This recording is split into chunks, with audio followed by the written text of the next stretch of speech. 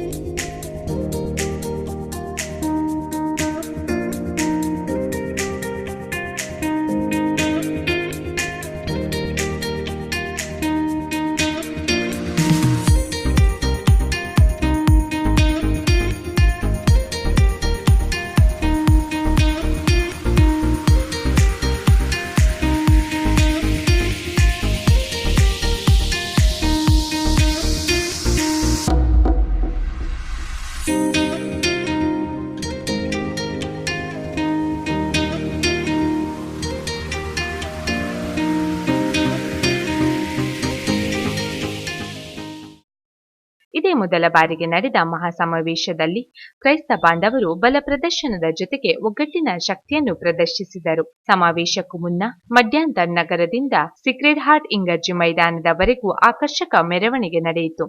ನಂತರ ಮಂಗಳೂರು, ಬೆಳ್ತಂಗಡಿ ಮತ್ತು ಉತ್ತರ ಧರ್ಮ ಪ್ರಾಂತ್ಯದ ಎಲ್ಲ ಕ್ಯಾಥೋಲಿಕ್ ಅವರನ್ನು ಒಗ್ಗೂಡಿಸಿ ಮಡ್ಯಾಂತರ ಸೀಕ್ರೆಡ್ ಹಾರ್ಟ್ ಇಗರ್ಜಿ ಮೈದಾನದಲ್ಲಿ ಕ್ಯಾಥೋಲಿಕ್ ಮಹಾಸಮಾವೇಶ 2020 ಕಾರ್ಯಕ್ರಮ ನಡೆಯಿತು.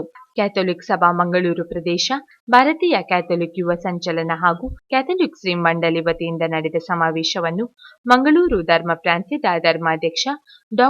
ಪೀಟರ್ ಪೌಲ್ ಸಲ್ಡಾನ್ ಗಂಧ, ರಕ್ತಚಂದ್ರ ಹಾಗೂ ಬೀಟೆ ಗಿಡಕ್ಕೆ ನೀರೇರಿಸುವ ಮೂಲಕ ಉದ್ಘಾಟಿಸಿದರು. ಈ ಸಮಾವೇಶದಲ್ಲಿ ರಾಷ್ಟ್ರ ನಿರ್ಮಾಣದ ಕ್ಯಾಥೋಲಿಕ್ಕರ ಪಾತ್ರ, ಯುವಜನರ ಜವಾಬ್ದಾರಿ, ಪ್ರಸ್ತುತ ರಾಜಕೀಯದಲ್ಲಿ ಕ್ಯಾಥೋಲಿಕ್ ಅವರ ಪಾತ್ರ, ಮಾದಕ ದ್ರವ್ಯಕ್ಕೆ ಬಲಿಯಾಗದಂತೆ ಎಚ್ಚರಿಕೆ, ಸಮುದಾಯದ ಅಸ್ತಿತ್ವ ಕುರಿತು, ಪ್ರಸ್ತುತ ವಿದ್ಯಮಾನಗಳ ಕುರಿತು ವಿವಿಧ ಗಣ್ಯರು ಮಾತನಾಡಿದರು. ಸಮಾವೇಶದಲ್ಲಿ ಮಾಜಿ ಸಚಿವ ಯುಟಿ ಖಾದರ್, ಬಿಜೆಪಿ ಶಾಸಕ ಹರೀಶ್ ಪುಂಜಾ, ಎಂಎಲ್ಸಿ ಐವನ್ ಡಿಸೋಜಾ, ಮಾಜಿ ಶಾಸಕ ಜೆಆರ್ ಲೋಬೋ ಸೇರಿದಂತೆ ಅನೇಕ ಗಣ್ಯರು ಉಪಸ್ಥಿತರಿದ್ದರು.